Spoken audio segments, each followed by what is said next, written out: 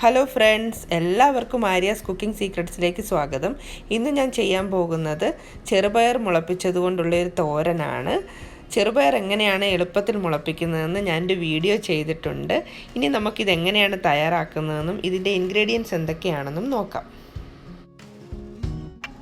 ഇവിടെ ഞാൻ 2 കപ്പ് മുളപ്പിച്ച പയറാണ് എടുത്തിട്ടുള്ളത്.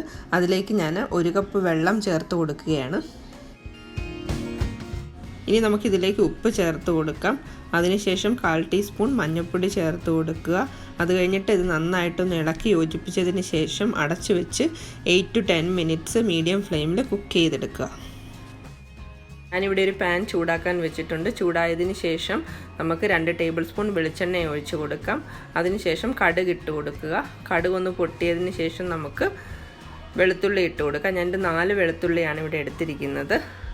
അതിനുശേഷം നമുക്ക് ഉണക്കമുളക് ഇട്ട് കൊടുക്കാം. ഇനി നന്നായിട്ടൊന്ന് ഇളക്കി യോജിപ്പിക്കണം. പച്ചമണം മാറിയതിന് ശേഷം നമുക്ക് കുറച്ച് കറിവേപ്പില ചേർത്ത് കൊടുക്കാം. ഇനി ഇതിലേക്കായിട്ട് കുറച്ച് ചെറിയുള്ളി ചേർത്ത് കൊടുക്കാം. നിങ്ങൾക്ക് സവാള വേണമെങ്കിൽ ഉപയോഗിക്കാം, പക്ഷേ ഇതാണ് കുറച്ചും കൂടെ ടേസ്റ്റ്. ഇനി ഇതൊന്ന് നന്നായിട്ട് വഴറ്റിയെടുക്കാം.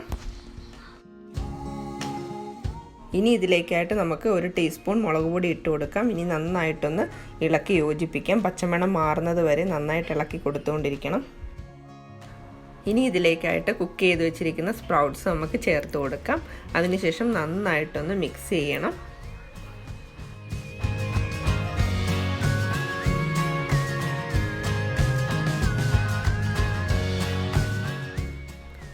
ഇനി ഇതിലേക്കായിട്ട് നമുക്കൊരു 1/2 കപ്പ് തേങ്ങ കൂടി ആഡ് ചെയ്ത് കൊടുക്കാം.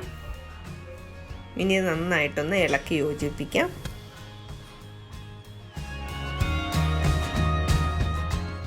ഇനി ആവശ്യത്തിന് ഉപ്പ് ചേർത്ത് കൊടുക്കാം. നമ്മൾ നേരത്തെ കുക്ക് ചെയ്തപ്പോൾ ഉപ്പ് ചേർത്താണ് കുക്ക് ചെയ്തത്, അതുകൊണ്ട് ആവശ്യത്തിന് മാത്രം ഉപ്പ് ചേർത്ത് കൊടുക്കുക. ഇനി ഇതൊന്ന് അടച്ചു വെച്ച് നമുക്ക് 2 മിനിറ്റ് ലോ ഫ്ലെയിമിലൊന്ന് കുക്ക് ചെയ്തെടുക്കാം. നമ്മുടെ തോരൻ ഇവിടെ റെഡി ആയിരിക്കുകയാണ്. വളരെ എളുപ്പമാണ് ഇതുണ്ടാക്കാൻ. എല്ലാവരും ഒന്ന് ട്രൈ ചെയ്ത് നോക്കണം. അതുപോലെ തന്നെ നിങ്ങളുടെ നിർദ്ദേശങ്ങളും അഭിപ്രായങ്ങളും ഒക്കെ കമൻറ്റ് ബോക്സിലൂടെ അറിയിക്കാവുന്നതാണ്. അടുത്ത വീഡിയോയിലൂടെ കാണുന്നത് വരെയും താങ്ക്